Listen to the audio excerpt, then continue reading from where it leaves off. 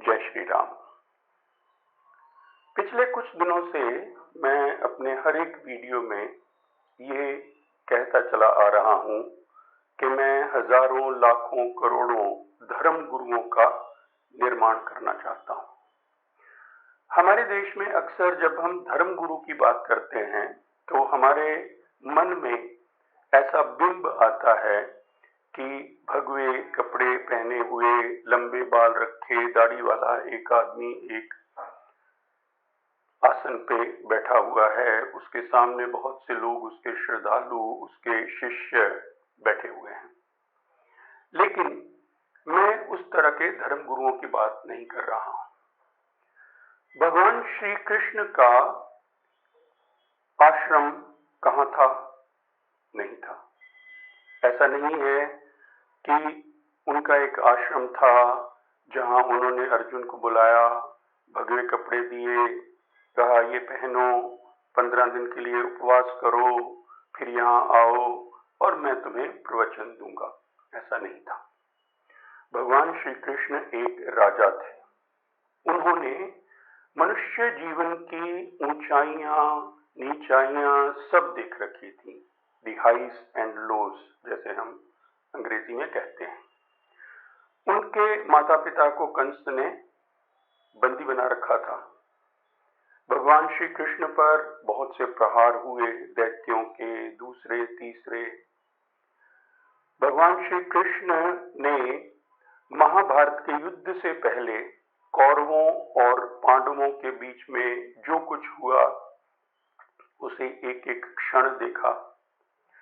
उन्होंने द्रौपदी का चीरहरण देखा, उस चीरहरण से उसे बचाया भी। तो भगवान श्री कृष्ण जो हैं वो जीवन की हर चीज को, हर अनुभव को उन्होंने देखा और फिर उन्होंने अपना प्रवचन कहां दिया? युद्ध क्षेत्र में, जो संसार का शायद सबसे भयानक, सबसे बड़ा युद्ध रहा होगा। उस युद्ध क्षेत्र में खड़े होकर उन्होंने एक राजकुमार को अपना प्रवचन दिया। भगवान श्री राम वो भी राजा थे, उनका भी कोई आश्रम नहीं था।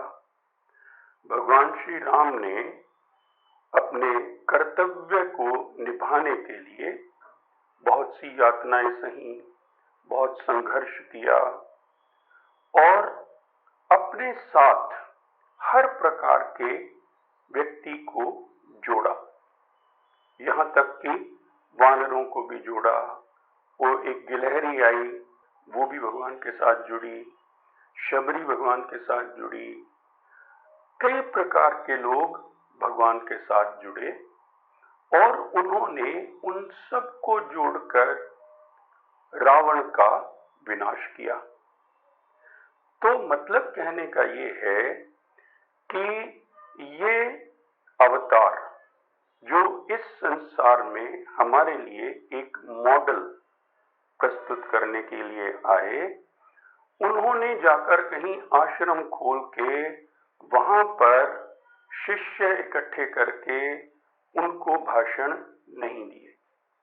हालांकि मेरा ऐसा कहने से ये तात्पर्य बिल्कुल भी नहीं है कि जो लोग आश्रम चलाते हैं वो कुछ गलत कर रहे हैं। मैं सिर्फ इतना कह रहा हूं कि जो मेरे मन के विचार हैं वो क्या हैं। भगवान श्री कृष्ण ने कहा, यदा यदा हि धर्मस्य ग्लानिर्भवति भारत अभ्युत्थानम अधर्मस्य तदात्मानं सृजाम्यहम् परित्राणाय साधूनां विनाशाय च दुष्कृतां धर्म संस्थापनार्थाय संभवामि युगे युगे। तो धर्म की संस्थापना के लिए भगवान मनुष्य का जीवन लेकर यहाँ आते हैं। तो यहाँ पे आके जब वो मनुष्य बन के आते हैं तो वो मनुष्य के रूप में ही जीते हैं। वो अपना प्रभुत्व यहाँ पे इस्तेमाल नहीं करते हैं। उनमें तो असीम शक्ति है, उनके लिए रावण क्या और कंस क्या और कौन क्या, वो तो एकदम इनको समाप्त कर सकते थे, लेकिन अगर वो ऐसा करते तो वो हमारे लिए एक मॉडल नहीं बन पाते। वो हमारे लिए मॉडल तभी बनते हैं जब वो हमारी तरह से जीते हैं। इसीलिए कुछ कुतर्की लोग जब ये कहते हैं कि अगर वो भगवान थे तो उन्होंने इतनी यातनाएं क्यों सही, वो अवतार के कॉन्सेप्ट को समझ नहीं पा रहे हैं। अवतार का मतलब ही ये है कि भगवान मनुष्य को ये दिखाते हैं कि देखो तुम भी ये सब कुछ कर सकते हो, क्योंकि वास्तविकता में तो अहम ब्रह्मास्मि, मैं ही भगवान हूं, तो मैं भगवान भी बन सकता हूं और भगवान मनुष्य बन के भी आ सकते हैं। तो इस बात को हमें समझने की जरूरत है। तो अब वही प्रश्न पैदा हो गया कि अगर ऐसा है तो फिर धर्म गुरु क्या करे।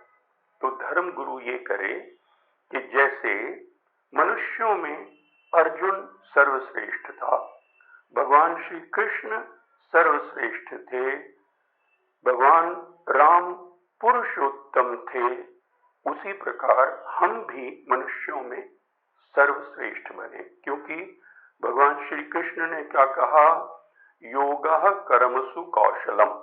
योग क्या है? कर्म में कौशल्य।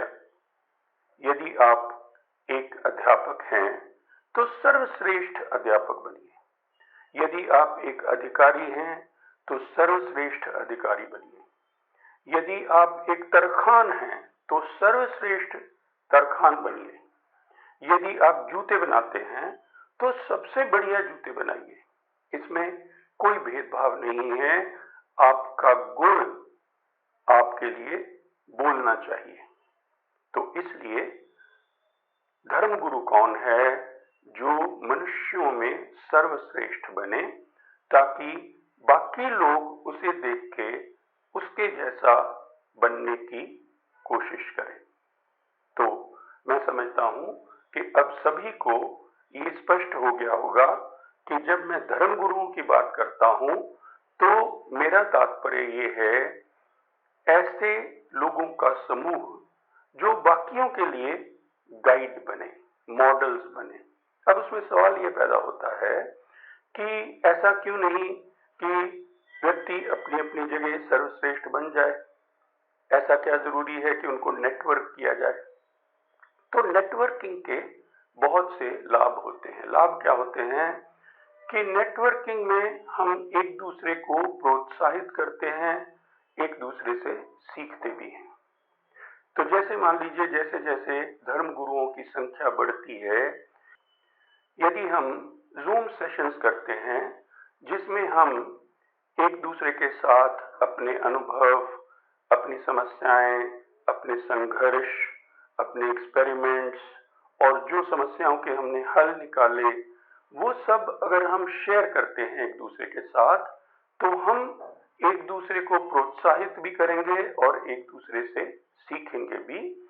और जिसे अंग्रेजी में सिनर्जी कहा जाता है, उस तरह की एक ऊर्जा पैदा होगी, एक सामूहिक ऊर्जा पैदा होगी जो पूरे समाज पे प्रभाव डालेगी और समाज को धीरे धीरे बदलेगी। तो इसलिए आप मेरे साथ जुड़िए, मुझे ईमेल भेजिए dograshram@gmail.com पर, और मैं शीघ्र ही एक वेबसाइट शुरू करूंगा जिसमें उन सब लोगों के नाम होंगे जो धर्म गुरु बनते हैं। चाहे तो आप उसमें अपना नाम, जो यूजर आईडी जिसे कहा जाता है, वो थोड़ा बदल के रख लीजिए।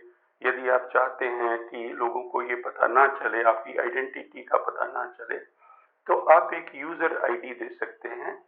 तो उससे आप उस वेबसाइट में आ सकते हैं, प्रकट हो सकते हैं, और उस वेबसाइट के थ्रू वो हमारे लिए एक प्लेटफॉर्म बन जाएगा अपने इस पूरे कार्य को जोड़कर इसमें से वो सामूहिक ऊर्जा पैदा करने के लिए। जय श्री राम।